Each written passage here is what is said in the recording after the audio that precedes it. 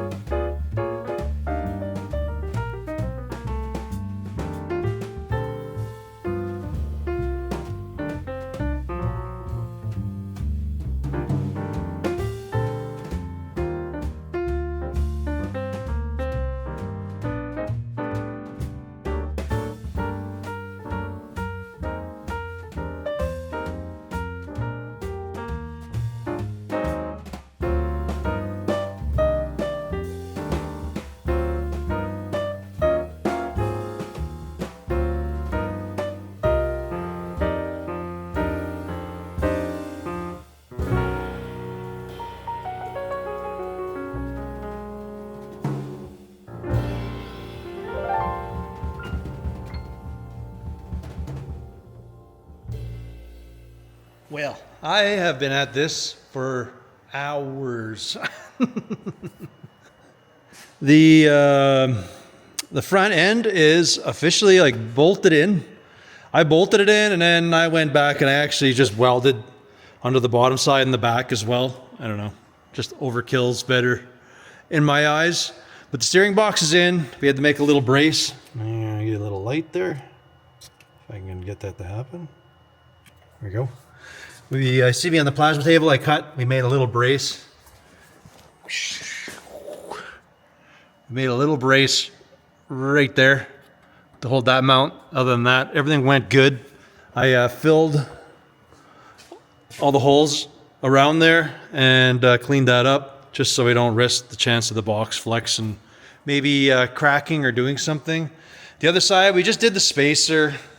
I think in the end, the guy could have just done like a different idler arm, but because the van one did some weird stuff, but whatever. In the end, we basically bolted that. I zapped it. We ran it through. It's a 1/4-inch wall. I felt like I was going to slug it, but I don't think that pipe's going to crush before the bolts would have actually broke, so I think it's going to be fine. Next thing to do is we got to look at these shocks, get those things in, and then run these brake lines somewhere. I think we can do something like that. The other side's a little more iffy because it's got that prop valve. So, well, I might put the line there and then we're going to move this prop valve. Maybe I'll move it back here or something. Because it's just not that big of a deal. We just make one new line. This thing, at least I can cut that off. We can mount that up into this range and then do one line as it is on here. I bet you, I almost bet money that these two bolt holes are somehow we're going to line up and work right there.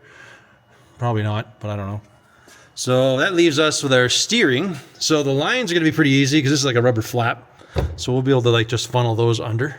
That's not a problem. But this steering, I'm going to look around, see if I have a joint for this thing. Because this rag joint's kind of buggered. You can see it's been bust. Not very good. The one from the truck might be good, but I'm thinking this is too much angle for the rag joint anyways. This almost looks like, I want to see if I can get away with, if I have a wobble joint that fits on there, and then we can do stats to this shaft. And this might bump the steering a little weird, but it'll keep everything solid, and then I probably don't have to touch anything. We'll just see if it really messes the angle of the steering wheel in the truck. If not, then it'll be pretty cool. We can go from here into this shaft and it's just done. If not, we're going to have to come build something to support this. Because you can see it just, and that's the whole steering wheel doing the dance up there too. So yeah, first things first, get these brake lines going to there. Get the power steering looped in through. Oh yeah, and the shocks. Do the shocks. We're almost there to getting it steering from the steering wheel. That'd be pretty cool. Right on. That went together. Not bad. It's just time consuming. Takes forever to drill all the holes and everything. So, yeah. But we got her. I think so. I think it's going to work. Should work.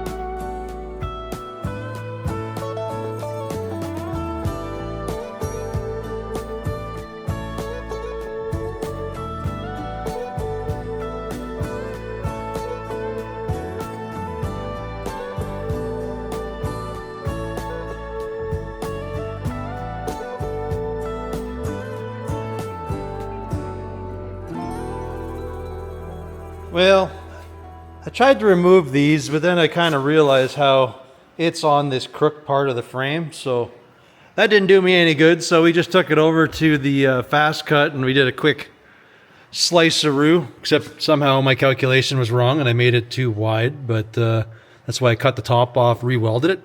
We got the shocks in. I've run the brake lines, so they're up to here. This one is just I gotta make a line from here to there, and no big deal. And then this one, I gotta kind of like, I don't know, boop, go through the chassis, go around to the other side. I can't do anything with the steering stuff, because I thought I had a U-joint, or, you know, it normally takes like these rag joints, but they're gonna put way too much bend on it that this won't work. And I have like multiple random U-joints, but none of them are the right spline or the right end on it or anything. So I've ordered one. Unfortunately, I won't have it for a few days, so there's really nothing I can do on the steering section of that till then. So I don't know. I don't know if I feel like doing a lot more tonight.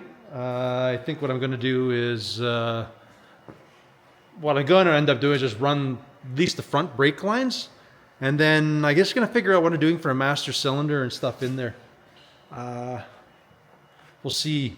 I do have this power booster thing that came out of that Chevelle, and it worked fine, other than it only has a single pot on it. But I don't know if the booster will work.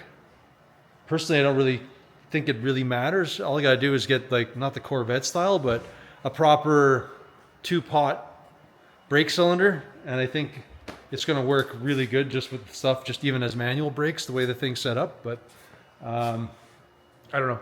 If I could put power brakes, that'd be a bonus. At least he'd be happier. I mean, regardless, this thing's gonna have like tons more stopping power than he had, so, or at least it'll feel like it.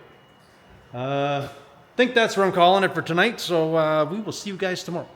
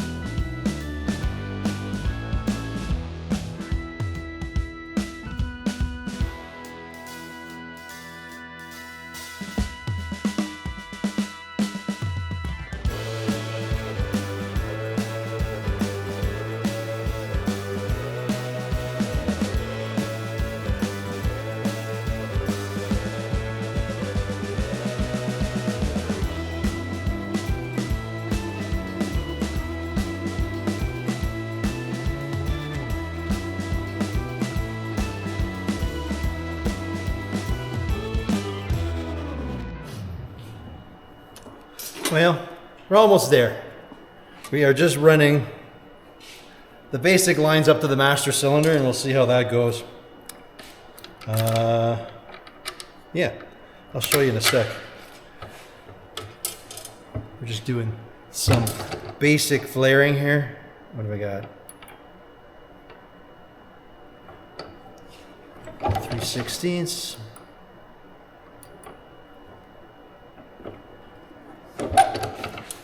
Man, you gotta love this thing. Look at that. Perfect flare every time. Anyways, these are for the master cylinder. I'm kind of like just pre-making them so we don't have to dig around under here anymore, other than the steering. But I want to set it down and see what's going on with the master cylinder here, if we can do anything with that. Anyways, these are just in, and then we'll put the ends on later when we figure out what we're going to do for a master cylinder.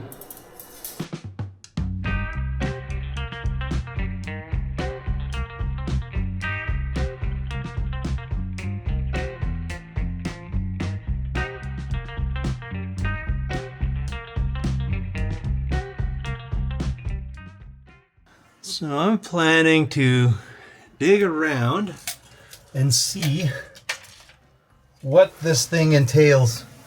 Oh, I mean, there's 2 bolts. I don't know if I can adapt anything. This rod kind of looks the same. So I think my plan is I'll try to use that power booster that came off that Chevelle that was here. We might have to punch some holes, but I think I'll take that master off and well, I'll see how that one fits. If things look like they line up, then we're pretty good to go, other than to switch it over to a dual master would be awesome, being that it's power brakes. I have a lot of choices, and there's probably some masters lying around here. Anyways, as you've seen, we ran the lines there, they're round. I still gotta tie it in, but it kind of follows the original line. I gotta snip that one out. Right now we just have a grotesque mess, but that's because these have to go up to here eventually. That's the plan. So for right now, I don't care about that line. I'm going to snip it. Oh, that thing's weird. You can see there's like different provisions on the firewall for different cylinders and stuff. I'm hoping one of the holes sort of lines up, and then we'll kind of figure it out from there. That's kind of my thought here. I know those will just unbolt. So I'm going to go inside. I'm going to unclip the master cylinder, like to pull the pin out of the rod. We'll snip this line. We'll take these 2, and then I'll grab that power brake booster and see if I put it on the firewall, if the rod's the same length and stuff.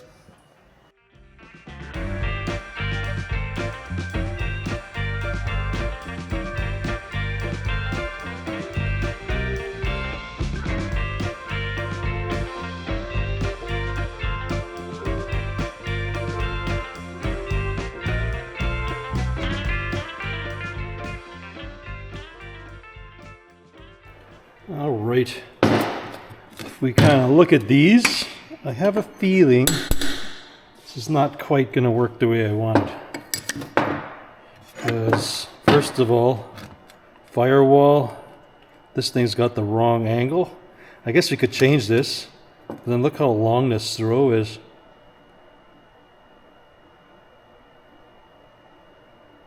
I guess you could do this bracket, redo this bracket, keep it straight.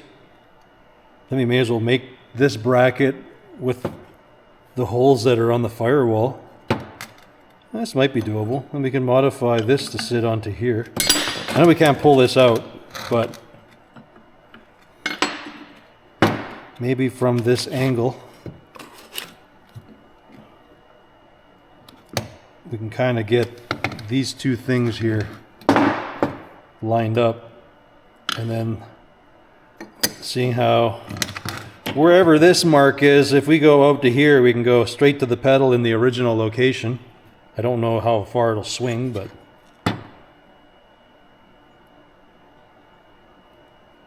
it's quite a bit, eh? So we could do, because I think this is a lot smaller, I don't think this is hollow, but we could machine this out and then slide this on. I think it's doable. Well, we might have to change this. That's right, because this thing's like centered. I think I'm going to make these brackets that fit my firewall, and we'll end up putting them straight onto here, and we're going to adjust it on here to wherever this thing goes straight into the firewall. That thing's close, eh? I don't think there's enough give on there. All right, got a little bit of a game plan here. So I checked in the truck. You can see by the firewall there's only 3 holes there, but there's provision. There's no hole, like there's nothing behind there, so I can put another hole in there just so we got the 4 holes for the power booster. So that's pretty cool. All I got to do is trace this thing out, and that way we can CAD it out on our fast cut, just so we can kind of redo this bracket like I was saying, because you can see we need to be centered. So I'm thinking if we cut this bracket along here, if we cut it along here, we can make that new one that go on there go across, and we'll be able to like take this off. We can bolt it on. Then these we can screw the studs in, and then find a master that fits.